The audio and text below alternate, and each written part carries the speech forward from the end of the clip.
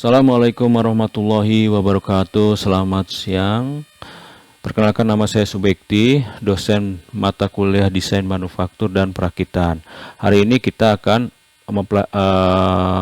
mereview beberapa mata kuliah terdahulu, karena ini adalah pertemuan terakhir. Nah, kita tahu bahwa DFMA itu terdiri atas DFA sama DFM. Apa itu DFA? DFA adalah salah satu sistem untuk perencanaan assembling yang akan menganalisis desain komponen maupun produk secara keseluruhan, yang mulai dari awal proses desain sehingga kesulitan-kesulitan perakitan dapat diatasi sebelum komponen itu diproduksi. Sistem ini bertujuan untuk mempermudah proses perakitan sehingga waktu dan biaya perakitan dapat diturunkan atau assembling cost-nya dapat diturunkan sehingga hasil produk yang akan kita jual itu mampu bersaing di pasaran. Ada beberapa langkah atau pedoman dalam melakukan DFA, yaitu kita harus meminimalkan total jumlah partnya. Semakin sedikit jumlah part akan semakin baik. Kemudian meminimalkan assembling part surprise-nya, menggunakan sub-assemblingnya, memeriksa kesalahan desain dan assembling, menghindari penggunaan baut, meminimalkan handling pada saat perakitan, meminimalkan arah assemblingnya, kemudian membuat akses tanpa hambatan atau penghalang, kemudian memaksimalkan fungsi dalam perakitan. Ini yang harus diperhatikan dalam kita melakukan DFA. Nah, banyak sekali kita meminimalkan jumlah total partnya, jadi partnya semakin sedikit, kemudian meminimalkan permukaan yang harus diassembling, kemudian menghindari penggunaan baut. Kita bisa menghindari dengan baut adalah dengan mengurangi dengan menggunakan pengelasan atau dengan menggunakan metode-metode lain untuk mengurangi jumlah baut yang digunakan, misalnya dengan menggunakan banyak ulir atau penguliran, sehingga akan mengurangi jumlah baut yang digunakan selama proses assembling atau proses perakitan. Nah, ini yang harus diperhatikan oleh kalian dalam melakukan assembling di industri manufaktur. Kalau Anda tidak melakukan ini, apa yang terjadi? Harga cost produknya akan semakin mahal, sehingga produk yang kalian tawarkan tidak mampu untuk bersaing dengan industri. Nah, ini bagian-bagian yang contoh-contoh misalnya ini pegas. Kita jangan masang pegas seperti miring begini, tapi kita pegas dengan menggunakan lurus. Hal ini terjadi karena untuk mempermudah proses pemasangannya. Kemudian apa itu DFM? DFM adalah desain untuk manufaktur. Merupakan sebuah metode untuk menurunkan biaya produksi dengan cara estimasi biaya manufaktur melalui pengurangan biaya komponen, biaya perakitan, biaya pendukung produksi lainnya berdasarkan data usulan desain tanpa mengesampingkan kualitas produk. DFM itu memberikan kesadaran akan pentingnya desain sebagai alat untuk mempertimbangkan semua langkah produksi secara bijaksana. Kita harus bisa mengurangi biaya komponen karena akan mempengaruhi biaya dari manufaktur. Semakin banyak komponen yang terjadi, maka biaya manufaktur akan semakin mahal. Dan ini akan menyebabkan biaya perakitan semakin tinggi dan biaya produksi yang lainnya akan semakin tinggi. Nah, tujuan DFM dapat dicapai dengan memberikan pendekatan-pendekatan constraint engineering. Ada beberapa pedoman yang harus dilakukan. Pertama adalah minimalkan jumlah partnya, menstandarisasikan komponen, menggunakan komponen umum untuk menyusun produk, menstandarisasikan fitur desain, menjaga desain tetap fungsional dan sederhana, mendesain part menjadi multifungsi, mendesain part untuk kemudahan fabrikasi, menghindari toleransi yang sangat ketat, meminimalkan tahap secondary dan finishing, serta memanfaatkan karakteristik khusus dari suatu proses. Nah, ini yang harus kalian perhatikan agar tujuan DFM yang terjadi dapat terlaksana dengan baik. Nah, kita harus menghitung efisiensi dari assembling atau perakitan.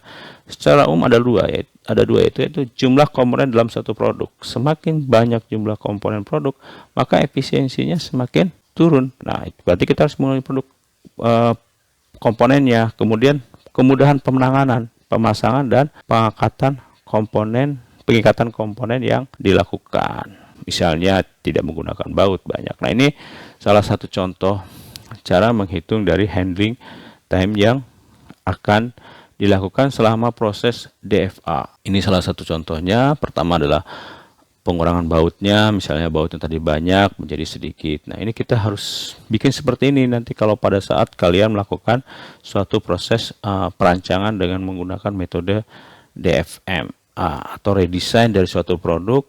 Tadi bautnya banyak, komponennya banyak. Ini tepat yang mempengaruhi suatu handling time. Pertama adalah alpha simetris dan beta simetris. Nah, di sini ada beberapa contoh berapa harusnya komponennya.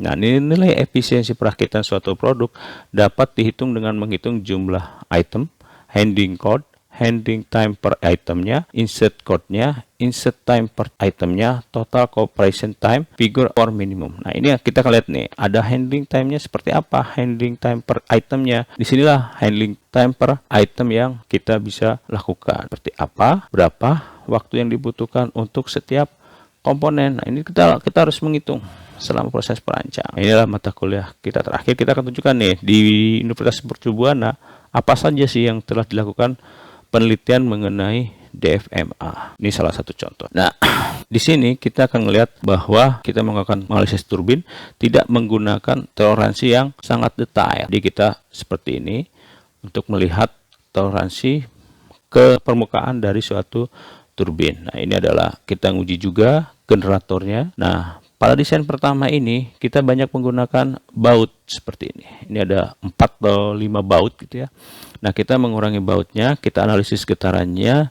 Nah, selama proses penelitian pertama, airnya itu masuk melalui celah-celah baut sehingga air itu masuk ke dalam suatu sistem generator yang kita punya. Nah, kita berpikir bagaimana cara mengurangi bautnya dan airnya tidak masuk seperti itu. Nah, ini dibutuhkan diskusi yang sangat panjang antara seorang desainer sama orang yang akan nanti assembling dan manufaktur. Seperti apa prosesnya? Nah, akhirnya kita menggunakan sistem proses yang menggunakan ulir. Sehingga si tutupnya itu kita menggunakan ulir dan dilakukan pengetatan dengan menggunakan kunci di situnya.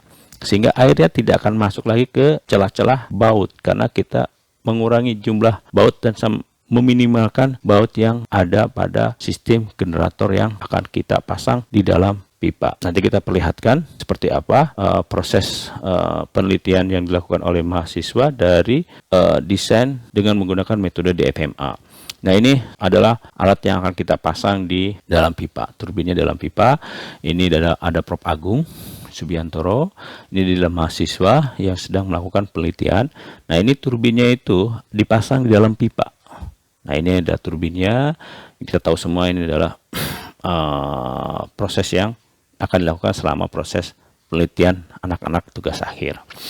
Nah, ini kita percepat saja ya supaya enak. Nah, jadi pengujian prototipe pertama gagal. Gagalnya gimana? Kita analisis tuh, kita analisis apa kegagalannya. Nah, ini turbin yang akan kita pasang di dalam pipa. Apa yang terjadi? Nah, seperti itu. Akhirnya apa? Karena kita menganalisis nih, kenapa ini bisa terjadi seperti ini? Seharusnya kan tidak terjadi ya. Nah, kita melakukan analisis, dari hasil analisis diskusi, maka kita buat kesimpulan tidak adanya inverter, sambungannya kurang kuat. Nah, kita pasang inverter, kemudian kita pasang perkuat juga sambungan, dan apa yang terjadi? Nah, turbin dalam pipa ini berputar sehingga akan menghasilkan suatu listrik di dalam pipa. Nah, seperti itu. Nah, ini dicek apakah listriknya ada apa tidak. Nah, ini contohnya seperti ini. Nah, sehingga si turbinnya bisa berjalan dengan baik. Nah, silakan kalau ada pertanyaan atau sanggahan atau kalian ingin berdiskusi tentang mengenai apa saja atau tugas akhir di lab saya, itu silahkan. Nah, ini adalah dari jumlah jumlah alat ini aja itu bisa dilakukan oleh beberapa orang. Misalnya untuk turbinnya saja, kemudian turbinnya terdiri atas beberapa orang juga. Misalnya dia akan mempelajari tentang DFMA-nya, kemudian dia akan mempelajari mengenai simulasi ANSYS-nya, kemudian dia akan melakukan proses manufakturnya seperti apa, dari desain yang terjadi. Jadi ini banyak sekali mahasiswa yang biasanya kita lakukan tugas akhir. Selain dari getaran yang terjadi pada pompa sentrifugal. Misalnya kita dapat menganalisis bearing di sini, kemudian misalignment antara motor sama pompa. Ini juga merupakan bagian dari tugas akhir. Kemudian kita akan melakukan analisis getaran-getaran pada pompa sentrifugalnya. Selain itu kita akan melakukan beberapa analisis pada pipa akibat getarannya. Begitu, atas perhatiannya saya ucapkan terima kasih. Kalau ada pertanyaan silahkan. Kalau tidak ada, saya akhiri di sini saja. Selamat melakukan ujian akhir dan semoga ujian akhir kalian berhasil. Assalamualaikum warahmatullahi wabarakatuh.